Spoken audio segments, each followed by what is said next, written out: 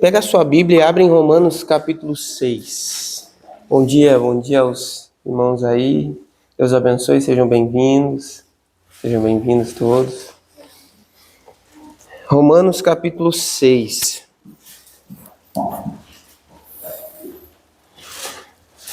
Nós estamos aí, se ajeitando ainda, mas logo no futuro a gente vai fazer o culto de inauguração. Já estamos fazendo o culto, mas vamos fazer o culto de inauguração com tudo pronto. Ainda a gente está se ajeitando aí, amém? Mas é bênção de Deus, a obra de Deus não pode parar. Com aquela chuva que deu, a ameaça de ciclone, Muitas pessoas ainda estão na rua. Vocês conhecem? Bom, eu vou citar agora por causa da gravação, mas tem um lugar aí que está acolhendo as pessoas aí, pelo menos durante o dia, eles acolhem as pessoas. É bem interessante. A gente soube pelos próprios moradores de rua que eles se reúnem lá durante o dia, das 8 da manhã até as 4 da tarde. Eles têm lá oficina, eles têm auxílio, eles têm comida, eles têm café da manhã, algumas coisas bem bacanas. Bem bacana. Irmãos, Romanos capítulo 6.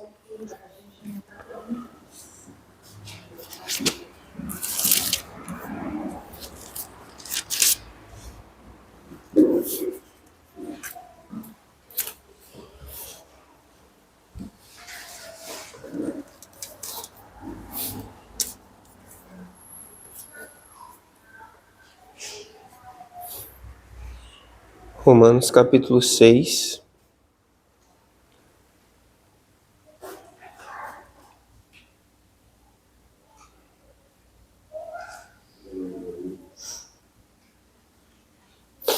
Todo mundo conhece a obra, Todo mundo já ouviu falar ou conhece um pouco da obra de Jesus, certo? Do que ele veio fazer. Do que ele veio fazer no mundo. Que ele veio, Por que você acha que Jesus veio ao mundo? Pensa aí. Então não precisa me responder. Ninguém aí. Mas pensa aí, o que você acha que Jesus veio fazer no mundo? Salvar dos nossos pecados. Ser um grande professor. Ser um exemplo de conduta. O que Jesus veio fazer? O que Jesus veio ser? Os homens não aceitaram, crucificaram, os romanos não aceitaram, crucificaram, perseguiram ele, O que ele veio fazer? Ele diz o seguinte, escrito na palavra da profecia, que sacrifício e oferta pelo pecado, Deus não quis.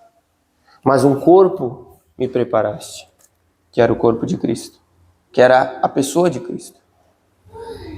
E Jesus, nesse intuito, ele veio e disse assim, eu vim, ó Deus, para fazer a tua vontade. Retira o primeiro, que era a primeira aliança, o Antigo Testamento, a velha aliança, e institui a nova aliança, o Novo Testamento, no sangue de Jesus.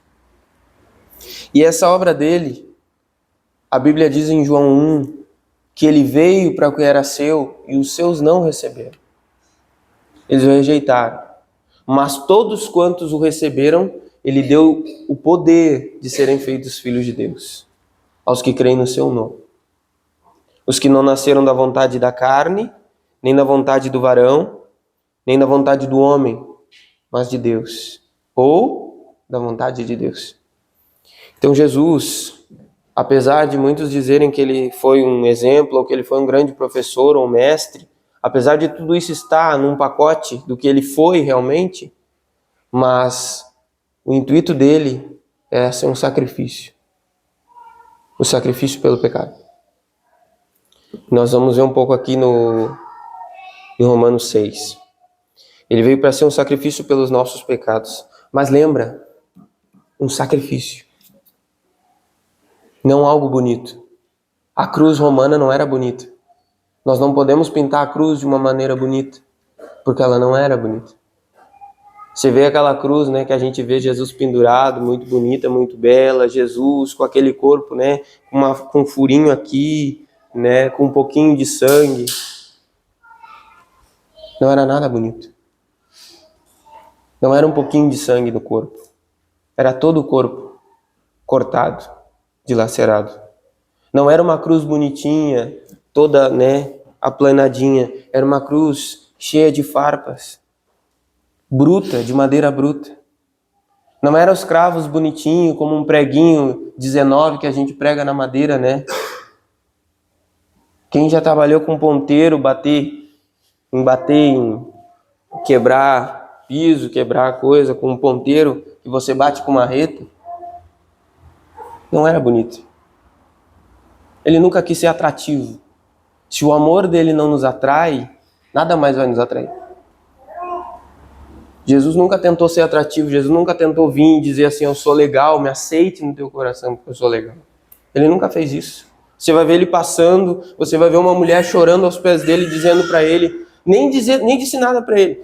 Você vai ver uma mulher chorando aos pés dele, se derramando diante dele, sem ele ter dito nada para ela.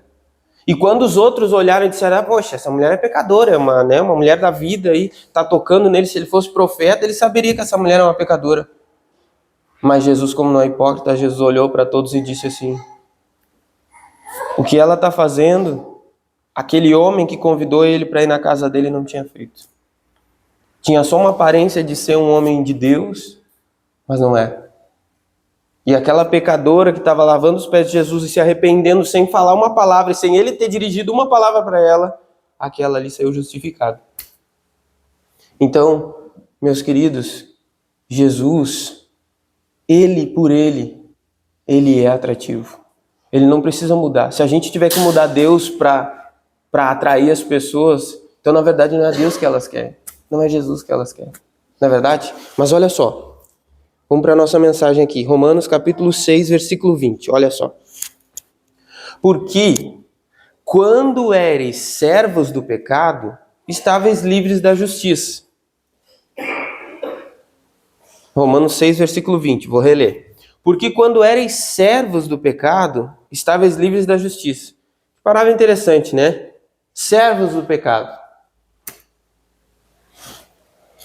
Um servo não pode servir a dois senhores, certo?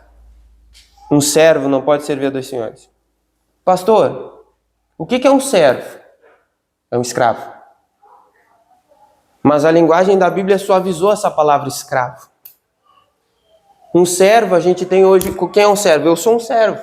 Como assim? Eu tenho um patrão que eu trabalho para essa pessoa. No pensamento moderno, eu sou um servo. Só que eu sou um servo que eu tenho direito, né, de carteira assinada, eu tenho meus direitos de férias, eu tenho meu direito de uma folga durante a semana, eu tenho direito de tantas horas trabalhadas e tantas horas de folga. O servo, como a gente pensa hoje, ele tem direitos, né? Você tem direitos trabalhistas, quem trabalha, né, para alguém. E outra coisa, o servo, na nossa mente, como eu falo aqui como empregado, ele pode ter dois senhores. Tem pessoas que têm 2, 3 empregos. Não é verdade? Então, quando Jesus fala que o servo não pode servir a dois senhores, ele não está falando de servo como empregado. Ele está falando de um escravo. Agora eu pergunto para você, na palavra bruta do jeito que é, um escravo pode servir a dois senhores? Não pode, ou ele é dono, ou ele é escravo e ele pertence a um senhor, ou ele pertence a outro senhor, não é verdade? Vamos supor, voltássemos agora ao tempo dos escravos. Se eu fosse um escravo, o meu dono, eu só pertenceria a ele, e a mais outro não, não é verdade? Não é isso que nos traz o pensamento de escravo. Mas a Bíblia, a tradução para suavizar, ela tirou a palavra escravo e colocou a palavra servo. Só que o original, e o que Paulo estava querendo dizer, era escravo. E você vai entender isso no versículo 19, quando ele diz o seguinte, ó. Verso 19, ele diz, falo como homem, pela fraqueza da vossa carne, pois que, assim como apresentastes os vossos membros para servirem, para serem escravos da imundícia e a maldade para a maldade, assim agora apresentais os vossos membros para servirem à justiça para a santificação. Por quê? Porque quando erais escravos do pecado, da imundícia, de Deus, vocês estavam livres da lei, vocês não deviam nada para ela. Vocês não tinham nada com ela. Por quê? Porque se pertencia ao pecado. Escravo do pecado. Mas, se eu quiser amar a Deus e viver com Deus, eu me torno um escravo de Deus. Pertenço a Ele. Você entende? Essa é uma palavra que eu sei que é hoje em dia mal vista, mas por isso que Paulo começa o versículo dizendo: eu falo como homem. Para que vocês entendam o que eu estou dizendo. E o tempo que Paulo falou isso, as pessoas exatamente entendiam o sentido da palavra escravo, coisa que a gente não entende hoje. Então, versículo 20. Porque quando éreis servos ou escravos do pecado, estáveis livres da justiça. Versículo 21. E que fruto tinhais, então, das coisas de que agora vos envergonhais? Porque o fim delas é a morte. Que fruto a gente tem do pecado? Que envergonha. Porque eu vou dizer para você, um homem que se deita com outra mulher que não é sua esposa, ele sabe que está errado. E ele se envergonha, mas ele não para. Não é? Mas ele sabe que está errado, e sabe que o fim daquilo vai levar a alguma destruição, mesmo que hoje a sociedade está batendo a tal modo para mudar esses conceitos. Mas a Bíblia não muda. E ainda que a gente sabe no nosso interior, a gente tem uma consciência de saber que está fazendo errado. E qual é o fruto que a gente vai ter disso? Morte. Morte. Ou causa morte, ou uma morte realmente física, porque o que acontece? Se o marido descobre e mata o outro, ou mata a mulher, se a mulher descobre, mata ou faz alguma coisa com o marido, ou perde os filhos, ou perde a família, destruição. Isso é pouco, porque o pior disso não é a morte aqui. O pior disso é a condenação eterna diante dos olhos de Deus que tudo vê. Esse é o problema. Porque às vezes a justiça dos homens ela não alcança isso. Na verdade, a justiça dos homens nem vai até isso. Mas a justiça de Deus, sim.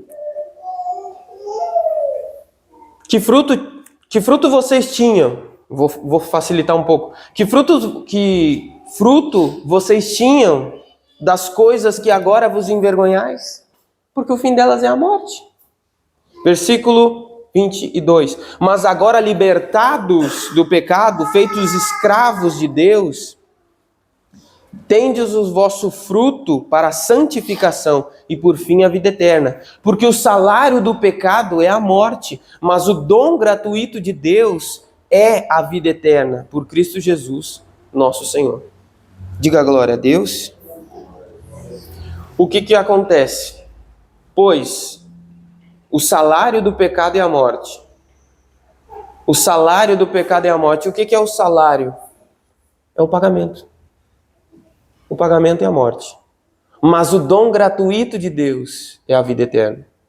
Ninguém pode entrar, ninguém pode ser santificado ou salvo se não for um dom. Não é um salário.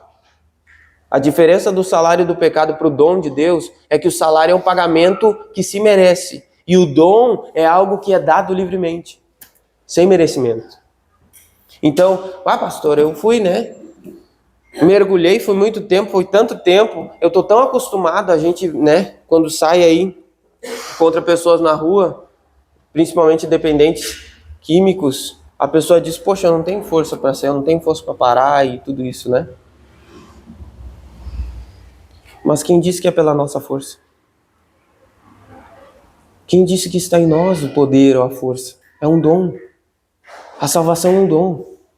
Por isso naquele dia não vai dizer assim, mas Senhor, eu nunca consegui, Senhor. Eu nunca consegui ser fiel, eu nunca consegui parar, eu nunca consegui resistir à tentação, eu nunca consegui. Mas é um dom que Deus dá. Ele diz assim, vós que tendes sede, Vinde as águas. Comprai sem dinheiro e sem preço vinho e leite, que significa os mantimentos da graça de Deus, que significa o poder de Deus, a vida de Deus, sem dinheiro. Jesus já fez tudo, ninguém vai entrar, por isso que ele diz, ninguém vai entrar no céu por um mérito próprio. Eu posso ser pastor 10, 20, 30, 40, 50 anos, eu posso morrer pregando o evangelho em cima de uma cadeira de rodas, se Deus quiser, não importa, eu posso morrer pregando até o meu último suspiro no leito de enfermidade, no leito de morte, eu posso dizer, só Jesus salva e ainda levar muitos para Cristo. Ainda assim, eu só vou entrar no céu por causa de Jesus. Por causa dele, não por causa de mim, ou de alguma obra que eu tenha feito. Não me falta justiça. Não vai me faltar justiça naquele dia, ainda que agora... Não faria, mas ainda que agora eu parasse com tudo, me sentasse e esperasse a volta de Cristo, não me faltaria justiça. Por quê? Porque ele já pagou o preço. Ele já fez tudo. É um dom. Versículo 23. Porque o salário do pecado é a morte, mas o dom gratuito de Deus é a vida eterna, por Cristo Jesus, nosso Senhor. É um dom. É um dom que Deus dá. É um dom que ele oferece para nós e dá para nós. Dom gratuito de Deus é a vida eterna. Agora, irmãos, olha só. O que acontece? Vou descrever a experiência cristã, tá? No momento que você é uma coisa, no momento que você está lá no mundo, que você está perdido, que você está fazendo as coisas, né, de uma maneira errada, e você encontra Jesus. A partir desse momento que você tem um encontro real com Jesus, que se arrepende dos seus pecados e a partir de agora passa a viver para Jesus, o que acontece? Todo o teu passado não é apagado. As pessoas que você feriu, as pessoas que você magoou, as pessoas que você talvez até mesmo machucou, ainda existem. Coisas que aconteceram, eu digo, irmão, as pessoas às vezes chegam para mim, pastor, mas Deus perdoa os pecados. Mas consequências perduram. Vamos supor que o camarada lá tem um caso extraconjugal e nasce um filho. As consequências vão perdurar. E não estou falando que a criança é uma maldição, porque é uma vida. Mas eu estou falando que as consequências, toda vez talvez que a pessoa olhar para aquele filho, ela vai lembrar do que ela fez. E em vez de amar aquele filho, vai acabar, às vezes, até desprezando o filho. Aí eu pergunto, como é que o camarada despreza um ser que as próprias atitudes dele fez? Para você ver o que é o pecado no coração do homem. O homem é mau. Não existe um homem bom. Não existe um homem que mereça misericórdia. Nenhum de nós merece misericórdia. Se você analisar a tua alma profundamente, você vai ver que você não merece misericórdia. Eu sei que eu não mereço misericórdia. Quando a gente olha para dentro de nós. Mas por isso que a Bíblia diz que a salvação, a vida eterna é um dom. Não é por merecimento. Aí, trazendo essa questão, a pessoa fere um monte de gente, mas depois ela se converte. Trazendo uma coisa para você entender, uma analogia. Normalmente, quando nós éramos menores, né? Nós detestávamos, eu principalmente, eu era assim. Eu detestava banho. Tinha que brigar para tomar um banho, né? Eu dizia assim, mas eu nem suei para tomar banho. Então, era aquela briga, né? Para tomar banho. E daí tá, tudo bem. Era aquela briga interior. Mas quando chegava as visitas e a mãe, não sei se a sua mãe era assim, a minha mãe tá aí, ó. Eu vou falar na frente dela porque ela sabe. Não sei se a sua mãe era assim, mas a mãe, quando chegava as visitas, às vezes ela nos contava algumas gafes nossa, né? Falava, aí sim, relaxado, porco, não gosta de tomar banho, coisa e tal. Aí você ficava numa vergonha. Por quê? Porque estava errado, você sabia que estava errado, mas mesmo assim você não gostava. Aí você ficava naquela vergonha, puxa vida, né? Agora todo mundo vai saber que eu não gosto de banho, né? Aí você fica numa vergonha, mas o que você continua fazendo? Você continua não gostando. Aí você cresce. Aí você passa a gostar. Hoje eu não posso viver sem banho. Você passa a gostar de banho, mas a tua fama continua. Aí o que acontece? Hoje quando diz, né, quando pega no meu pé, diz, mas você é um relaxado, nem gosta de banho, você foge do banho. Não me fere mais. Por quê? Porque não é mais uma verdade. Você entendeu? Eu não fico mais ferido com poxa vida, eu não fico mais envergonhado. Apesar de eu lembrar e saber que eu não gostava, hoje eu sei que isso não é mais uma verdade. Você entendeu? E assim acontece com o pecado. No momento que eu me converto, realmente eu tenho um arrependimento verdadeiro, que eu vou a Deus e me arrependo e peço perdão e peço restauração, mudança, e vou às pessoas que eu feri e peço realmente que elas me perdoem. Ainda que alguém venha e me acuse, mas eu sei o que tu fazia, tu andava aí nos bordéis, tu fazia isso, tu fazia aquilo, tu rolava no mundo, tu era infiel. Eu fiz tudo isso. Mas hoje, eu tô diferente, eu tô mudado. Eu me converti. O meu passado eu lembro, eu não tenho amnésia de esquecer, mas agora eu estou convertido, eu sou uma nova criatura em Cristo. Eu tô mudado. Você entendeu? Quando eu me converto, os meus pecados são perdoados. E pecado perdoado não é só Deus te dizer assim, não, eu te perdoo. Não, é Deus limpar você completamente. Você lembra dos teus pecados. Mas o sangue de Cristo tem o poder de me trazer uma consciência purificada dos meus pecados. Que elas agora, os pecados, não mais me condenam, apesar de eles terem acontecido no passado. Eu não me sinto mais. É igual uma vez eu falando com um dependente químico, eu disse para ele o seguinte, olha, eu sei que é difícil. Porque eu sei que agora que tu veio para Cristo, agora que tu te esforça, eu sei que as pessoas muitas vezes, principalmente a família, olha para ti e não confia em ti. Quantas vezes tu caiu, né? Quantas vezes tu não conseguiu suportar, tu não aguentou a tentação. Então, muitas vezes qualquer coisa que você não liga, ou demora, ou fica muito tempo sem falar alguma coisa, as pessoas já pensam assim, poxa, caiu de novo. E isso é uma pressão para uma pessoa.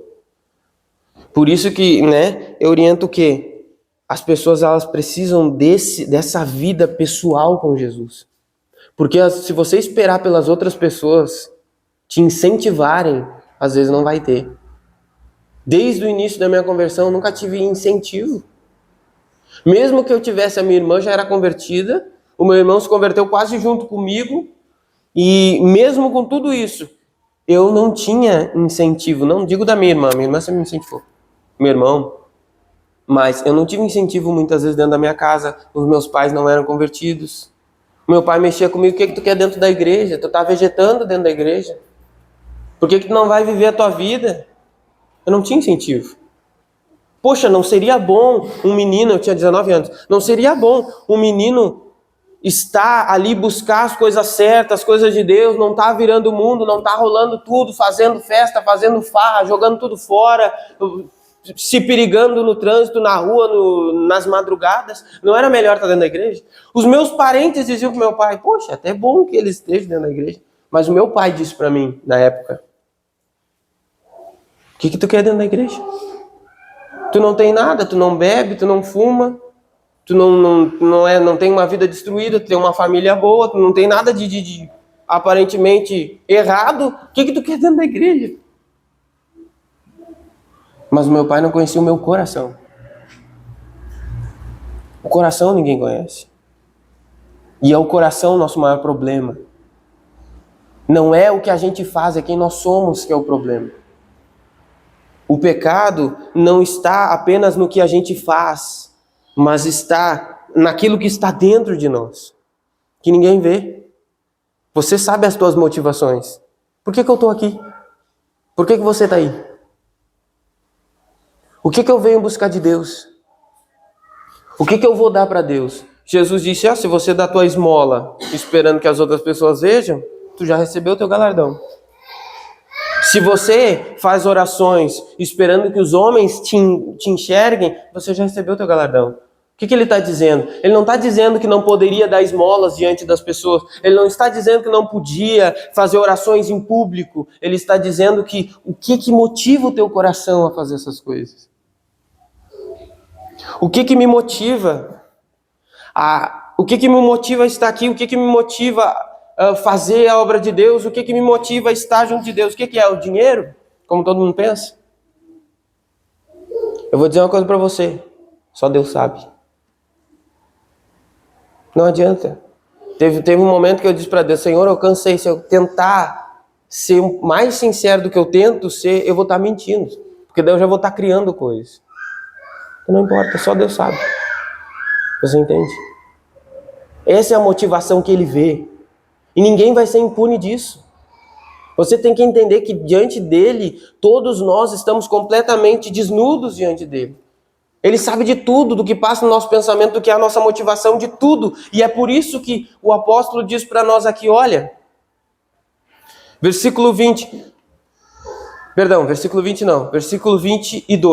Mas agora, libertados do pecado e feitos escravos de Deus, tende o vosso fruto para a santificação e por fim a vida eterna. Se antes eu estava completamente entregue ao pecado, servia ao pecado, fazia coisa errada, e eu estava entregue a esse estilo de vida, a partir do momento que eu creio em Jesus e que eu o recebo de fato, a partir de agora, eu sou escravo de Deus.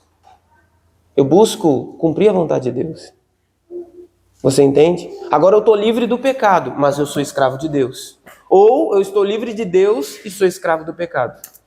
Mas um meio termo, não sou escravo do pecado, né, pastor? Mas eu também não posso me ver como escravo de Deus. Deus não quer um escravo, Deus quer um filho. Deus quer um filho. Com certeza, Deus, Ele tem filhos. E que Ele não trata literalmente como escravos. Mas em um sentido de pertencer e obedecer a Deus, nós temos que obedecer como escravo. Nós temos que obedecer a Deus como escravo, mas ter a ousadia de um filho.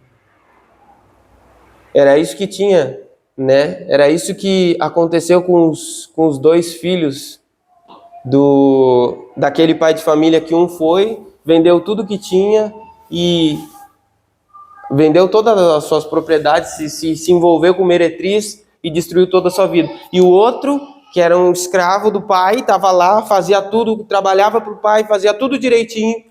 Aí o filho que vendeu tudo chegou arrependido, de cabeça baixa, e disse: pai, pequei contra o céu, pequei contra ti, não sou mais digno de você chamar teu filho, me faz como um dos teus escravos. O pai abraçou e disse: meu filho, poxa, eu estava esperando esse momento. O filho veio. Aí o filho, que estava sempre obediente, chegou para o pai com uma mente de escravo. Ele chegou com o pai e disse assim, na verdade ele nem chegou até o pai. Em vez dele falar com o pai, sabe o que ele fez? Ele foi lá falar com um servo e disse assim: o que está acontecendo? Que festa é essa? Você não sabe? O teu irmão voltou e o teu pai fez um grande banquete. Você nota nas atitudes daquele filho mais velho que ele não tinha nenhum entendimento de quem era o pai dele.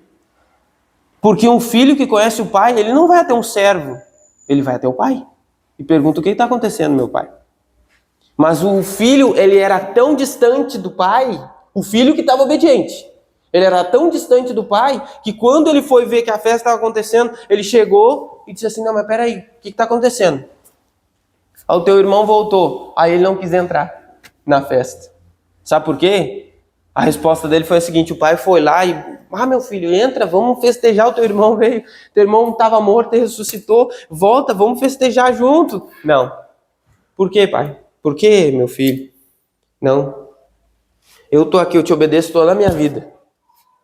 Toda a minha vida eu te obedeci, nunca transgredi um mandamento teu, e tu nunca me deu um cabrito para mim me alegrar com os meus amigos. Aí vem esse teu filho e tu mata um bezerro. De cabrito para bezerro tem uma grande diferença, né? Quem conhece cabrito? Então vamos facilitar. Quem conhece uma ovelha? Melhorou. É parecido. Quem conhece um bezerro? Pastor, bezerro, misericórdia. É um terneiro novo. Quem conhece agora sim? Quem conhece uma vaquinha nova, pequena? Você vê a diferença de uma ovelhinha para um terneiro, para uma vaca? Para você ver que a mentalidade do filho mais velho era de escravo. E mesmo ele sendo filho, ele ainda continuava vivendo como escravo. Então nós temos que entender que nós temos que ter obediência e atitude de obediência como um escravo. De saber que nós devemos tudo ao nosso pai. mas ao mesmo tempo ter a ousadia de um filho e saber que ele é nosso pai. E ele nunca vai nos tratar como um escravo que nós merecíamos ser.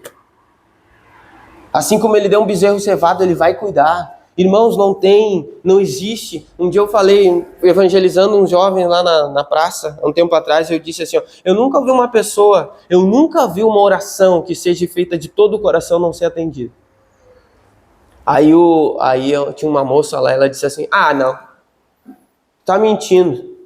Não, eu não acredito, não há uma oração sincera que Deus não tenha ouvido. Não, mas eu orei a Deus, Deus não me ouviu. Tá, mas o que aconteceu? Pedi explicação, né?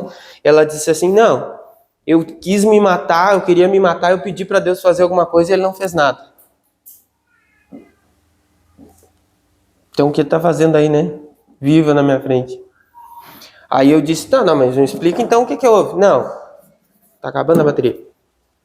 Eu me explica então o que houve. Aí ela disse assim, na hora ali eu pedi para Deus, né? Momentos antes eu tava com a faca, com tudo para me cortar. Momentos antes eu disse para Deus, se o Senhor realmente existe, faz alguma coisa. Muda a minha vida. Deus não apareceu. Aí ela pensou, então eu vou me cortar. Quando ela foi se cortar, surgiu na mente dela a lembrança da mãe dela e do amor que a mãe dela tinha por ela. E ela não teve coragem de se cortar. E eu disse para ela, tá aí, pergunto para ti, você queria que um anjo descesse do céu e te falasse para você não se cortar? Quem você acha que trouxe a tua mente? Ou quem você acha que fez você acordar?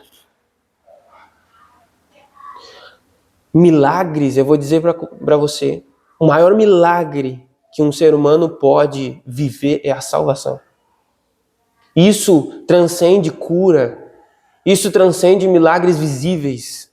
A salvação é algo muito mais poderoso que uma pessoa pode desfrutar. E às vezes isso não aparece para todo mundo com trombeta. Quando eu falo do pecado nessa forma, que eu falei com essas pessoas, a salvação ela é interior, ela te muda o teu interior. Isso não vem gritando para todo mundo, olha, agora eu sou um cristão, agora eu sou um nascido de novo, agora eu sou salvo. Não, às vezes as pessoas não veem isso. Mas o fato, a realidade de um fato não muda pela opinião das pessoas. Não, mas eu acho que tu é a mesma pessoa. Não importa o que elas acham. Se realmente a salvação é verdadeira dentro de mim, independente do que as pessoas pensam a respeito de mim, a salvação é minha. Por isso que a salvação, a Bíblia diz que é algo pessoal, é muito pessoal. Porque naquele dia que Jesus voltar, ele disse assim, ó, vai estar 2 dormindo numa cama, um vai ser tomado e o outro vai ser deixado. Vai ter 2 mulheres moendo no moinho, trabalhando, uma vai ser tomada e a outra vai ser deixada. Por quê? Porque a salvação é muito individual. Se ela é real para mim, não importa o que as pessoas digam a meu respeito, não importa se fala, todo pastor é ladrão, todo pastor é assim, é assado. Não importa o que as pessoas falem. A salvação é algo interior. E é a coisa que Deus tem que ter com você. E você tem que saber disso. Pastor, as pessoas às vezes procuram o pastor e dizem, pastor, se eu perguntasse hoje, eu sei que muitos vão ficar pensando, se Jesus voltasse hoje, você vai ser salvo? Você é salvo? Pastor, é uma pergunta. É aquela pergunta pertinente que todo mundo pergunta, né? Só que você sabia que metade dos cristãos não acreditam que eles devem ter, não apenas eles podem, eles devem ter certeza da sua salvação. Olha como a gente tem uma mentalidade esquisita. A gente pensa assim, fulano, não, mas perfeição, ninguém é perfeito. Se eu fosse perfeito, eu já teria, né? Eu já teria subido. Por quê? Porque a gente acredita que o céu só vai receber pessoas perfeitas. E a gente está muito enganado. O céu vai receber pecadores por causa da perfeição de Cristo, não por causa da deles. A gente tem uma mentalidade que nunca vou saber se eu sou salvo ou não, se você crê realmente em Jesus. Se você confia nos méritos dele, você é salvo. Agora, se você confia que alguma coisa em você vai fazer com que Deus seja misericordioso com você, você está completamente perdido. Ainda, como disse um pregador antigo, ainda que os nossos pecados sejam muitos, mas se nós confiamos em Cristo para perdoar os nossos pecados, nós entraremos no céu, ainda que os nossos pecados sejam muitos. Mas, ainda que os nossos pecados sejam bem pouquinhos, quase uma lista de uma linha, ainda que os nossos pecados sejam tão poucos, se nós não crermos no sangue de Cristo, nós não vamos entrar no céu. Ninguém. Nós falamos, né? Hoje nós vamos apresentar os bebês, né? Nós falamos, os bebês são inocentes. Eles são inocentes de pecados de comissão, cometidos por decisão. Eles não têm essa decisão. Eles são inocentes nesse sentido. Eles não têm a decisão. Mas todo bebê já nasce no pecado. Como disse um poeta antigo, no coração, no peito mais tenro, mais inocente, jaz uma pedra. Porque todos nascemos em pecado. Mesmo eles. Inocentes, sim, de pecado de comissão. Se eles morressem, iriam para o céu rápido. Direto. Por quê? Por causa do seu estado inocente. Mas, em uma questão de natureza, todos nós nascemos em pecado por causa de Adão. Então, o que nós vamos fazer com isso? O que nós fazemos com isso? Versículo 23, porque o salário do pecado é a morte, mas o dom gratuito de Deus é a vida eterna por Cristo Jesus nosso Senhor. No domingo passado a gente viu a respeito da ressurreição. O que vale a nossa vida? Jesus disse, o que adianta o homem ganhar o mundo todo e perder a sua alma? O que adianta esse mundo? Irmãos, o mundo é injusto. Você trabalha que nem um doido e você não dá conta do serviço que você tem. Você é muitas vezes frustrado porque você não recebe das pessoas o que você espera que elas te deem. Você anda no mundo penando, sofrendo com tudo que é tipo de dificuldade. As pessoas dizem, mas o dinheiro, se eu tivesse mais dinheiro... Irmãos, os ricos são piores. Eles não confiam em ninguém, porque eles não podem confiar em ninguém. Eles não têm amigos. Você acha que eles não pensam isso? Por que esses famosos tudo entram em depressão? Eles colocam na mente deles um certo patamar que eles têm que andar. Aí chega um crítico e diz assim, eu não gosto das tuas músicas. Aí a pessoa tem milhões de fãs que amam a música dela, mas aquele faz com que ela não durma de noite. Você está vendo a carência que o ser humano tem? Eu me lembro de uma menininha, tadinha, a menininha estava chorando, o que houve, fulano? O que está acontecendo? Eu postei uma foto de que teve só não sei quantas curtidas lá, bem pouquinhas curtidas. E a minha amiga postou uma foto que teve 100 e poucas curtidas. Meu Deus, você vê a carência. As pessoas vão para a internet, aí quando vê, senta-lhe o pau nas pessoas ali. Aí você, meu Deus, ninguém gosta de mim. Gente, aquele que foi perfeito, Jesus. O homem que não ouve, não falou mentira, ou o homem que não teve engano nem na sua mente, nem no seu coração, nem nas suas atitudes. Um homem que sempre falou a verdade, que sempre viveu para o bem dos outros, foi crucificado. Você crucifica alguém que é legal? Pensa nisso. Você crucifica alguém que faz o bem? A Madre Teresa de Calcutá foi crucificada. Você crucifica alguém que faz o bem? Você não faz isso. Você crucifica alguém que é uma ameaça. E Jesus era uma ameaça. Não por fazer o bem, mas por falar o estado dos homens. O mundo me odeia porque eu digo que as suas obras são más. Por isso que eles me odeiam. Você entendeu? Então, irmãos, nós, agora, nesse momento, Deus lhe diz, se nós éramos escravos do pecado, antes, nós estávamos livres da justiça. Mas agora, sendo escravos de Deus, o nosso fruto é para Deus. Porque o salário, a retribuição do pecado é a morte. Mas o dom gratuito que Deus dá é a vida eterna, através de Jesus Cristo, nosso Senhor. Então, tá aí. O que vocês querem que eu responda?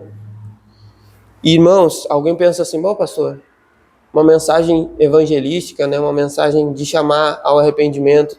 Não, é uma mensagem que é de arrependimento, mas também é de confirmação. Por quê? Porque se eu realmente me arrependi, eu sei que o que me espera é a vida eterna. Se eu realmente estou com Cristo, eu sei que todas as promessas que Ele deixou na Escritura, como Ele diz assim, ó, nunca te deixarei, nem nunca te desampararei, diz respeito à minha pessoa.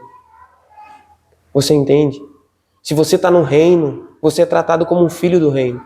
Se você não está no reino, você é tratado como alguém que está fora do reino. Todo o mundo, Deus trata como juiz, porque Ele é juiz. Agora, todos os filhos, Ele trata como um pai, que tem misericórdia dos filhos. E Ele sempre vai cuidar daqueles que pertencem a Ele, daqueles que são dele. Então, só que a decisão é muito pessoal. Uma decisão do nosso coração, de cada um de nós. Ninguém pode decidir isso por você. Isso não é aquela questão que eu digo assim, ó, mãe, tu quer se converter comigo? Não dá certo. Ou a minha esposa, tu quer... Não, se tu for... Quantas pessoas eu converso, né? Se tu for na igreja comigo, eu também vou. Mas se tu não quiser ir...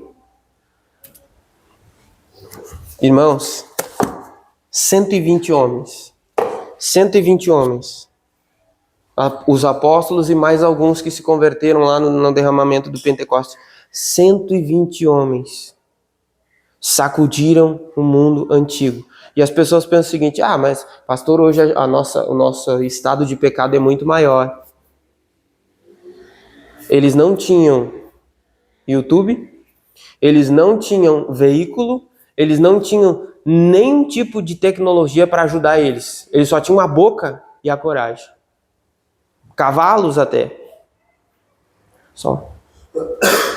E eles sacudiram todo o mundo antigo. Por quê? Porque eles não tinham essa questão. Paulo diz, né? Que ele não estava apenas disposto a dar a vida ou ser preso por Jesus, mas estava disposto a morrer por Jesus. Cadê esse coração hoje? Você está disposto a morrer? Pastor, eu estou disposto a morrer por Jesus. Mas, pastor, se Jesus me pedisse aquela coisa, eu acho que não. Eu acho que eu não daria. Como é que a gente está disposto a morrer, né? Os nossos irmãos hoje estão dispostos a morrer por Jesus. Você pega e coloca aí no YouTube, se você tem curiosidade de aprender, coloca no YouTube aí, Portas Abertas, servindo a cristãos perseguidos. E você vai ver quantos irmãos nossos já perderam a vida, perderam família, perderam casa e estão perdendo somente por fazer hoje o que você está fazendo aqui. Aí eu pergunto para você, sabe por que eles são mais puros? Porque eles não podem enganar. Sabe por que nós somos um pouco mais hipócrita hoje? Porque a gente pode mascarar. Isso é o nosso pior mal. Você não precisa ser o que você é realmente.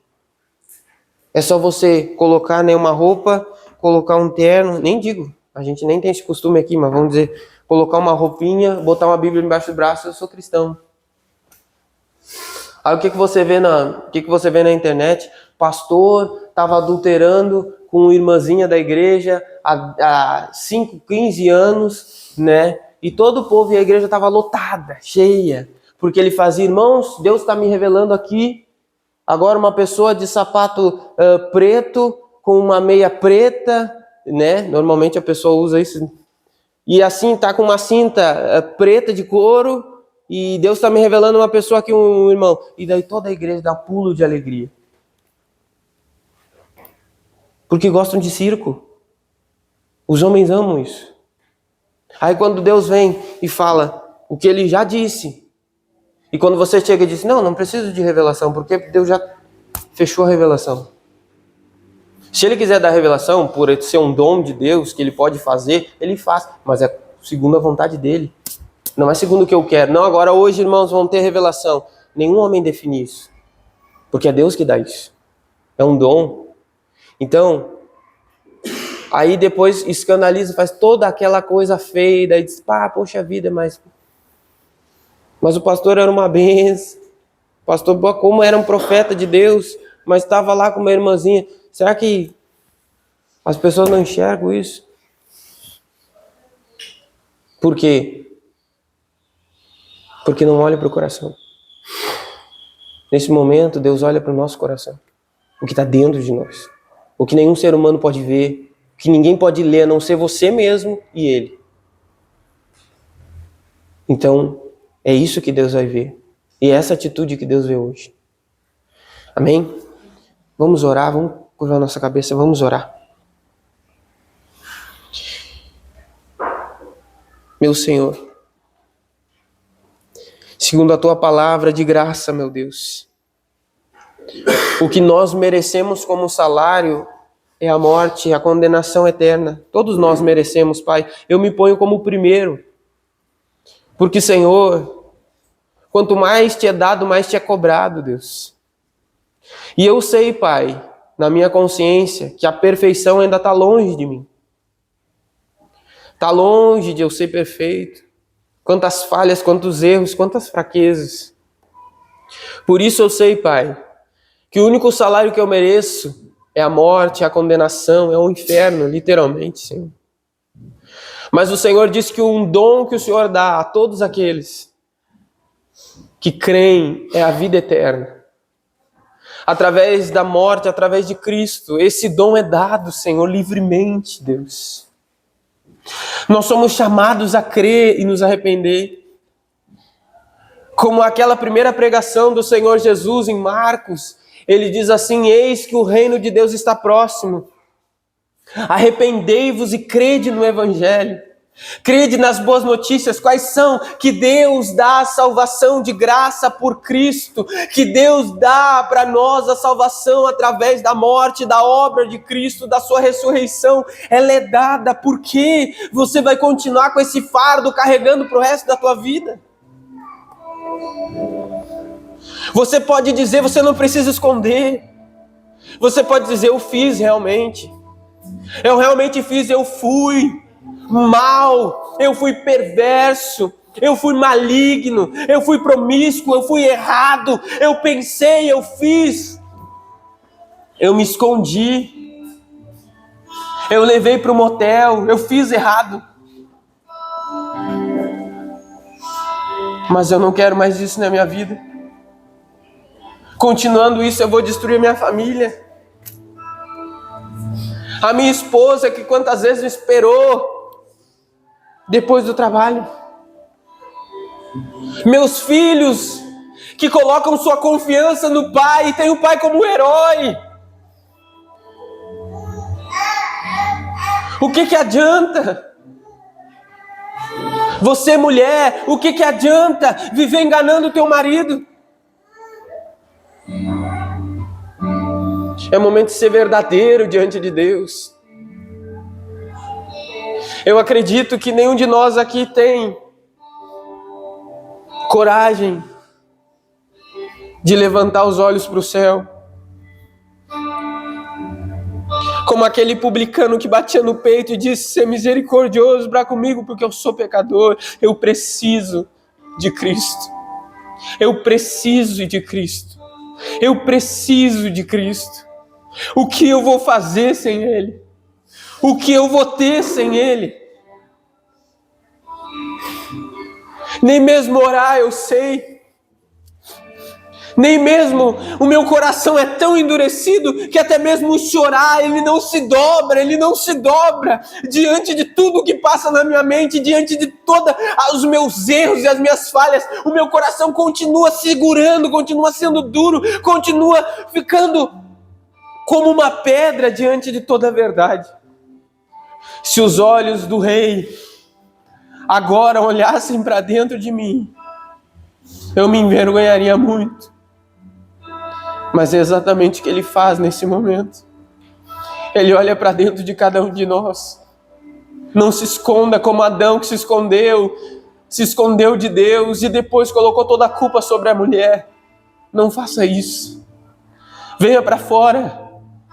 Venha para fora, ainda que seja de cabeça baixa, ainda que seja envergonhado, humilhado, venha para fora e diga: Senhor, realmente me perdoa. e me ajuda. Muda o meu caso, muda a minha situação. Eu não quero mais viver sendo hipócrita, eu não quero mais viver mentindo, eu não quero mais viver enganando, eu quero viver para o Senhor, eu quero entregar meu corpo como membros de justiça, eu quero mudança, Senhor, eu preciso de mudança na minha vida.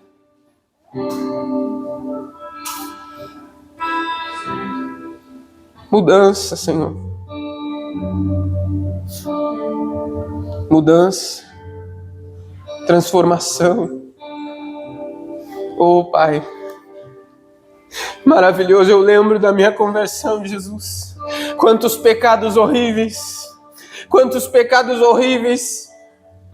coisas tão feias, tão abomináveis, Deus. Mas, Senhor, quando o Senhor me convenceu e eu fui até Ti, o que mais me admirou no Teu amor é que o Senhor nunca me lançou na cara, mesmo que eu merecesse. O Senhor me abraçou. O Senhor me recebeu como filho. O Senhor me amou. O Senhor simplesmente me amou. O Senhor não passou por cima dos meus pecados. O Senhor não bateu nas minhas costas dizendo, não, tá tudo bem, não. Eu fui completamente humilhado, Deus. Completamente humilhado, envergonhado, sujo. Mas ainda assim, aquele filho sujo, aquele filho com o discurso pronto que chegou até o seu pai e disse, pai, eu pequei. Eu pequei contra o céu, eu pequei perante Ti. Eu não sou digno de ser chamado teu filho. Mas pelo menos me deixa viver na tua casa como um escravo.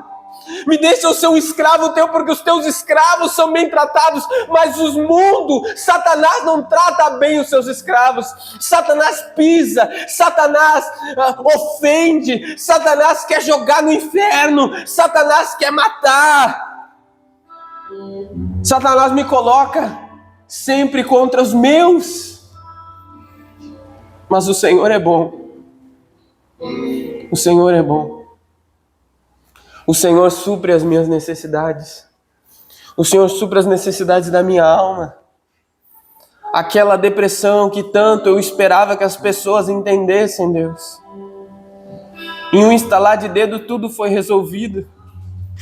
Porque o Senhor era quem tanto eu esperava. O Senhor era aquilo que eu tanto necessitava, Senhor. Em quantos lugares eu procurei para saciar o vazio da minha alma, mas quando o Senhor se apresentou e apareceu para mim, tudo isso foi suprido, Deus. Tudo isso é suprido. Eu oro, Deus. Eu oro para que ninguém venha sair daqui da mesma forma que entrou.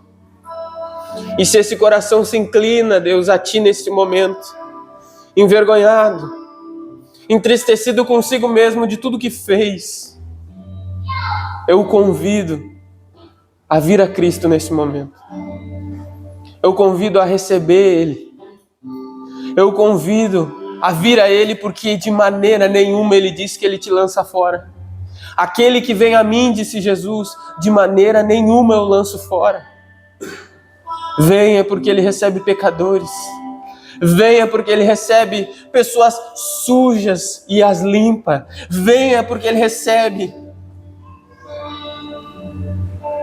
Oh, meu Deus. Meu Deus. E aqueles que já pertencem a Ele, Ele diz para você, minha irmã, meu irmão, as minhas ovelhas ouvem a minha voz e me seguem. Jamais seguirão um estranho. Eu as conheço e dou minha vida pelas minhas ovelhas. O meu Pai, que deu as ovelhas para mim, é maior do que todos, e ninguém pode arrebatar as ovelhas da mão de meu Pai, e ninguém arrebata as ovelhas das minhas mãos. Você pode ter certeza que se você está em Cristo, se você foi regenerado, nasceu de novo e você tem uma vida com Cristo, você não vai ser lançado fora, você vai ser disciplinado, você vai ser cuidado, você vai ser ensinado, mas ninguém pode tirar a tua vida das mãos de Deus. Ninguém, nenhum homem, nem criatura, nem anjo, nem demônio, nada pode nos separar do amor de Deus que está em Cristo. Oh, meu Deus. Só temos a te adorar, Senhor. Só temos a te adorar, Deus. Só temos a entregar tudo a ti. Adorar o teu nome. E bendizer o Senhor por toda a eternidade, Deus. Obrigado, Pai. Obrigado, Senhor. Em nome de Jesus. Glória a Deus. Glória a Deus. Glória a Deus. Irmãos,